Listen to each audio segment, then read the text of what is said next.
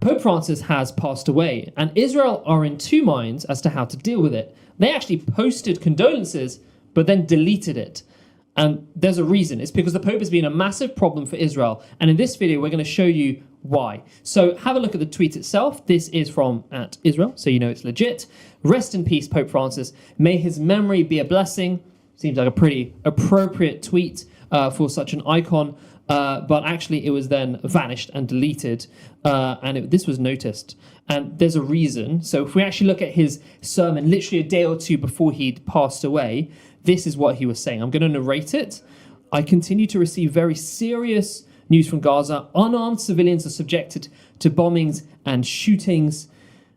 And this even happened inside the parish complex of the Holy Family. If we just speed that up a little bit. Where there are no terrorists, but families, children, sick and disabled people, nuns, a mother and her daughter, Mrs. Nadiha Khalil Anton, and her daughter, Samar Kamal Anton. They were killed and other people injured by the IDF snipers while going to the restroom. The convent of the Sisters of Mother Teresa was damaged and the generators was hit. Some say it's terrorism, it's war. Yes, it's war, it's terrorism. This is why scripture states that God makes wars cease. He breaks bows and breaks spears. Let us pray to the Lord for peace.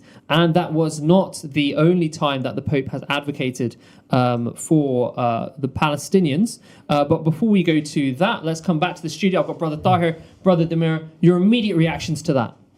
Yeah, I understand that he also would call Palestinians on a daily basis in the Palestinian Christian communities who are there on the ground suffering in Gaza on a nightly basis, every evening. Which is, I mean, that's come out. I mean, I'm very, I suppose I could say I'm surprised, but it's a pleasant surprise, actually. I think we're so used to seeing public figures not respond at all. The whole of Hollywood has been silent over this. So many celebrities, journalists, reporters have just stayed silent.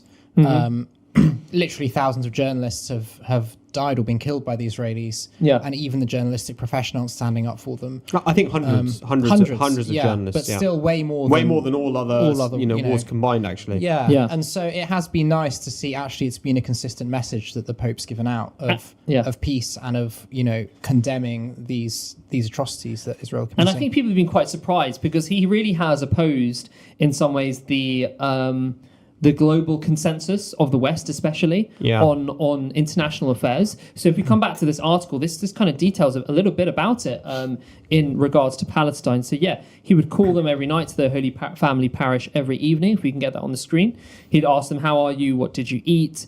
And in January 2025, he said that the humanitarian crisis in Gaza was very serious and shameful, saying we count on any way except the bombing of civilians, that children are freezing to death because hospitals have been destroyed. In October 29th, 2023, he called for a ceasefire. So this is right at the beginning, saying war is always a defeat. Every war is a defeat. A few months later, he said that we need a humanitarian pause because currently there's nothing but death, destruction, and misery.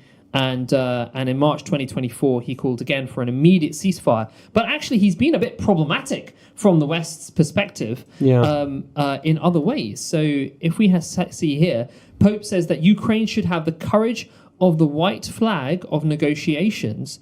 And he actually said, so he basically said that...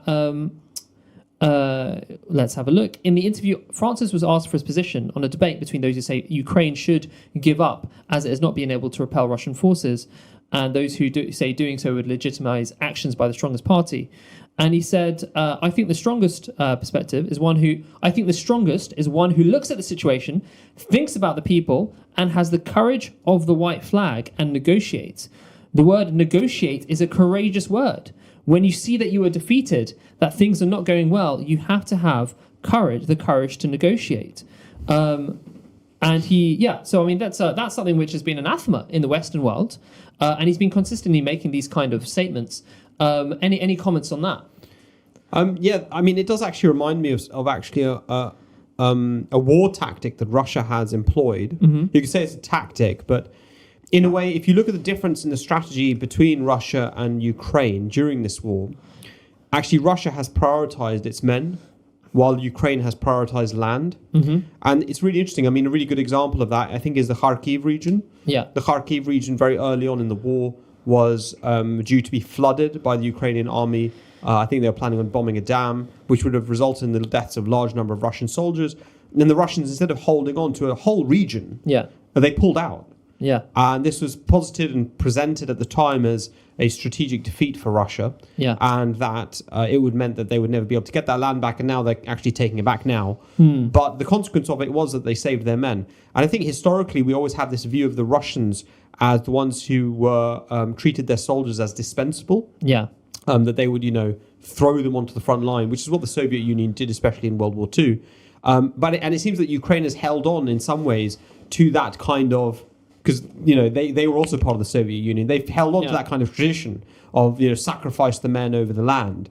And Russia has taken a different viewpoint in the military tactical kind of approach to this, which is that they've looked to degrade their enemies' men and prefer that objective over the seizure of land. That's just kind of mentioning it from a kind of military tactical position. I think. What about from a moral perspective? From a moral perspective, my point, I suppose, is that it actually makes military sense. It also makes moral sense. Yeah. And I think that everybody's now increasingly recognizing that as Ukraine is starting to, having to recruit 20-year-olds, men in their 20s. Then I think people are recognizing that this is 20-year-olds are the normal fighting age. Do you mean? No. They've gone down to 20. I mean, didn't used to be 20. They've gone down to 20. They've gone down even to like 15 or No, not 15. They've gone down to 18, I think. But in terms of sort of just starting to train people up, yes, they have. Yeah, they're starting to go. Yeah. So I mean, I think that there's a recognition that this is really the end game in Ukraine and Russia as regards the Gaza genocide that's going on and the slaughter that's going on over there.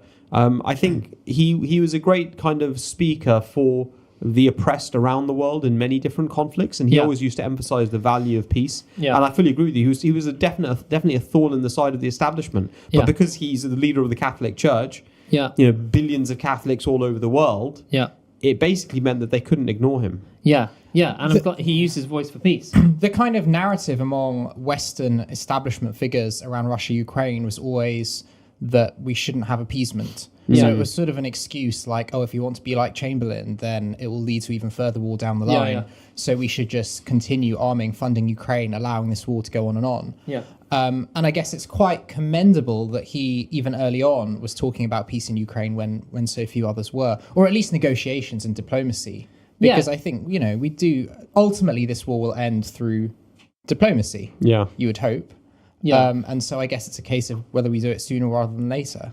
Well, I mean, it may end up being a failure of diplomacy, and it's one of the battlefields possible, but hopefully it doesn't get to that. But what I think what we're getting to actually is that the good thing about his stance is that it was rooted in a real humanitarianism, where he recognizes the legitimacy at some level of the different perspectives involved.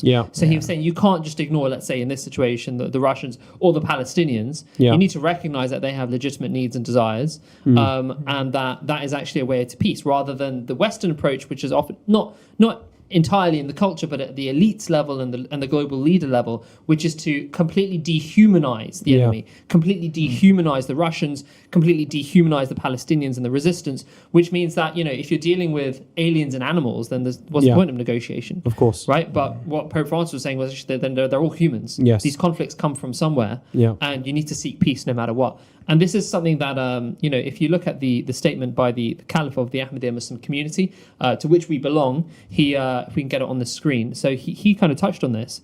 He said, "I was deeply saddened to learn of the passing of His Holiness Pope Francis. Throughout his life, Pope Francis sought to serve the poor and vulnerable, demonstrating immense sympathy for those suffering under the heavy weight of warfare, persecution, and injustice. He was a man of compassion, humility, and faith, who strived to build bridges between people of different faiths and beliefs. During his papacy, which I think is how you say it, Pope Francis received representatives of the Ahmadiyya Muslim community with warmth and grace at the Vatican, for which we will always be grateful. On behalf of the Ahmadiyya Muslim community, I extend our sincere condolences to the Catholic Church and its members around the world." And if we just go to this article from the wonderful platform Al-Hakam, which is a periodical of the Ahmadiyya Muslim community, it goes into a little bit of detail there, and it says it's got this letter from the Caliph of the Ahmadiyya Muslim community to the Pope. This was back in 2013, where he says, "I hope and pray that in the forthcoming era, the Pope uses his influence to develop peace and harmony in the world, there is a great need to join together upon our common teachings and particularly upon the unity of God. And this was a meeting of Ahmadiyya Muslim missionaries with an Ahmadi Muslim missionary. No, I think it's plural. Two of them. Are there two? Yeah.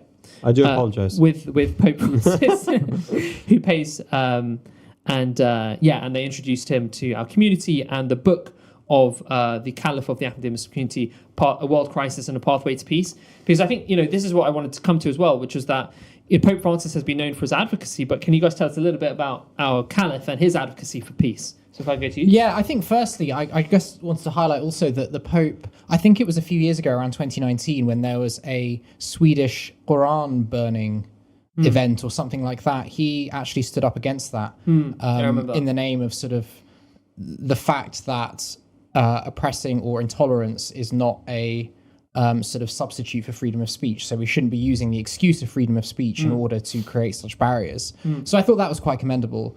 And I think that it's kind of this humanitarian attitude. And the Ahmadiyya Muslim community, led by its Caliph, who currently is Mirza Masroor Ahmad, the fifth Caliph of the Ahmadiyya Muslim community, seeks to spread that peace through humanitarian means.